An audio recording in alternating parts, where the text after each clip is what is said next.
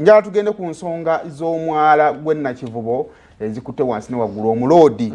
agambye Hamisi Kiggundu leka mtereze wano omwala togenda kugukola ki guzingako. Kakati bana ebigenda mu maaso banga toyingiranga kibuga totya. Uganda tebagitemyemu bibiri. Omwala gw'Nakivubo saazo ne twogera guliko ebibaati. Wakyusa otuuka noga this is the Uganda I know. Ontegedde bulungi bagukubyeko ebibaati era nga mu nteekateeka eriwo. Omusuubuzi Hamisi Kiggundu ng'ayita mu kampani ya Ham Enterprises balina enteekateeka namutaayika okulabanga bakulaakulanya omwalo ogwo n'ogulongoosa okusigala nga gukola.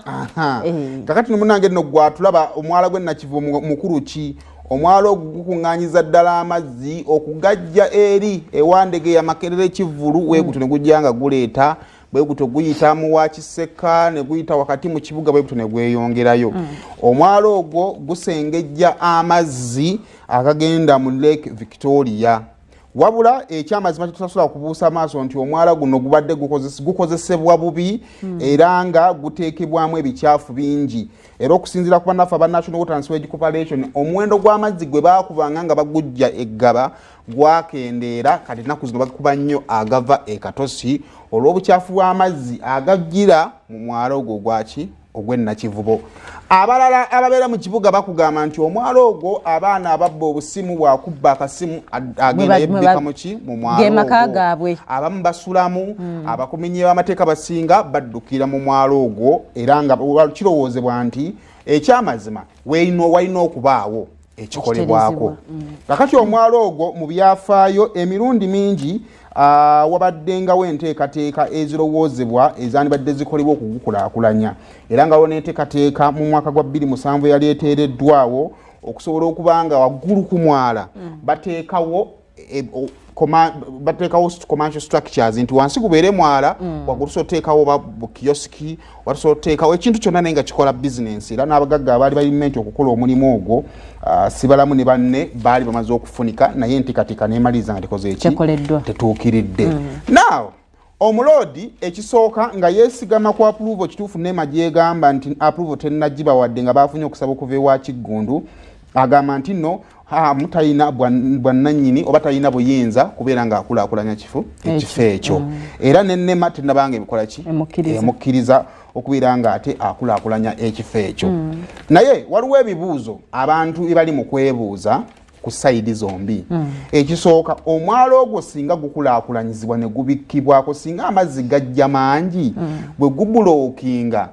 ebinaakolebwa waggulu kati ngalaba kati awola green ogumwala otegeera awola green kugenda kuba mwala. But the question is amazzi lwe galijjanga mangi nnyo ne gabulooka negasituka kuba twali tukirabyeko olw'ensobola okutonyanga ki nyingi. Enteekateeka eyo hamu alina enteekateeka y'okusobola okweŋŋanga ekizibu ekyo kiba kizze ekyo kibuuza abantu bakikola ki bakyebuuza. Ekyokubiri waliwo abuuza n'agamba nti olumu investor gw'ofunye olina otutunulako mu byasobodde okukola nga tonnamuwa kiki kirala. Ekibuuzo hamu we yaweebwa Nakivubo bye bakkiriziganyako ne byeyakola byebyo abamu bwe bakuba ku ttooki bagamba nti twamuwako ku Nakivubo bwe twamugamba otuzimbira ekisaawe yakimala mu budde yakikola nga bwe yalina okukikola. Singa Africa Cup tugirina wano lwaki tekyayogeddwako waliwo abalina ebibuuzo byabwe bifaanaganako bitya bwe bityo. Ku sayidi endala eya Hamu abantu babuuza omuloodi kale enteekateeka ya Hamu eyinza okuba nga mbi gw'olina nteekateeka ki kubanga ye Nakivubo bwalinga bwafaanana tanyuma alabika bubi ali wakati mu kibuga Kampala tulibakulaakulanya ekibuga yeetaaga okukyusa aweetaaga okulabika obulungi gw'olina nteekateeka ki era yaddi kiki ekikulemesezza okubanga ekyo enteekateeka yeekola ki etandika. So awo we tuli abamu bagamba nti saa zino bagamba nti yo omuloodi yapatana bupatanye Hamu wamulabira nga ajjeeyo omutwe ya wakanya agambe tekijja kusobola kukola nga inamu Justin Bera nti yamupatana bupatani abagamba nti omanyi nina kyembadde ndowoozaako nga nzija nti waliwo ekintu ekijjanga kirungi mu ndabika yaakyo naye nga munda si kirungi kitya nalinyumizaku nekumboze twali kula bonitaawo twalina emyaka za 2 oba 3 ejja Dr. Bosa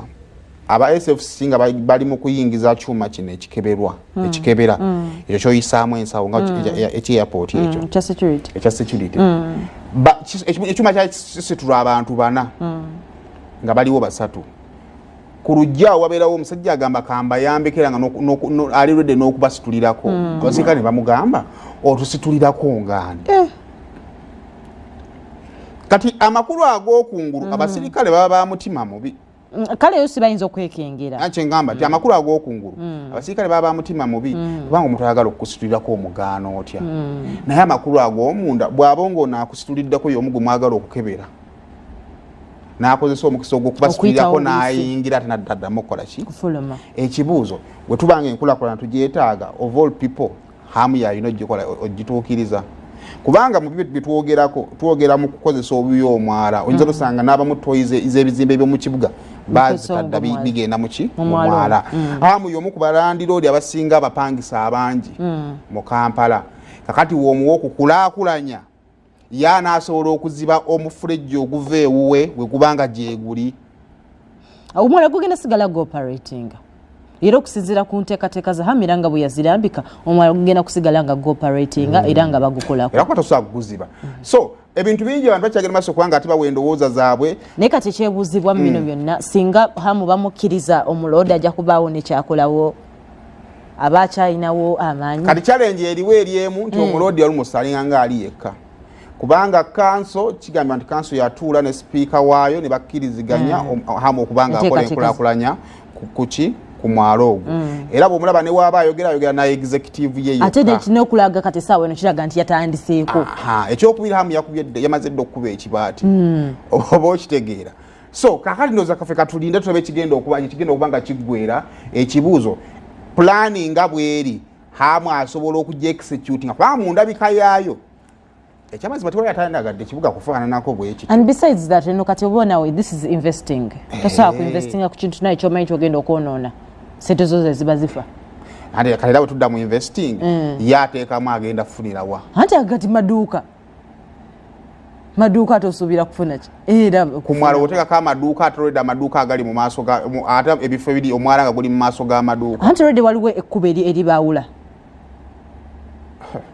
waliwo ekkubo eribaawula I don't think nti kyaze buzi nti n'alowooza kirowooze n'akiteekawo of course as a businessman kikola naye kale ekibuuzo kirina okuva ku businessman omu kisaasaane ne ku balala abalina bizinensi endala tekyaffectinga waba agenda teekawo maduuka alina wagenda oteeka amaduuka tekigenda ku affectinga already abalina amaduuka oba okitegeera naye kale ebyo nno bye bikyagenda mu maaso mu kibuga Kampala osobola okwongera nawe okubanga ate otuwa endowoozayo omwala gwaffe bagulekenga bwe guli oba bagutereeze kubanga lwe bintu byetaaga okubeerawo nga twetaaga okubirabako tulayo ku mwala gwaffe nga gukyavunze gukyafuwale naye nga tugulabako oba tugende ku kiddako ekyokubiri ensonga z'omuloodi zayogerako tusobola okuzincorporatinga mu kirowoozo kya Hamu tusobole okufunamu ekirungi kimu Teesa oli waddembe kuyita ku noti actually namba bagenda kwera bagibateerawo oli waddembe naawe okuteesa ku kikyolowooza ku mwala guno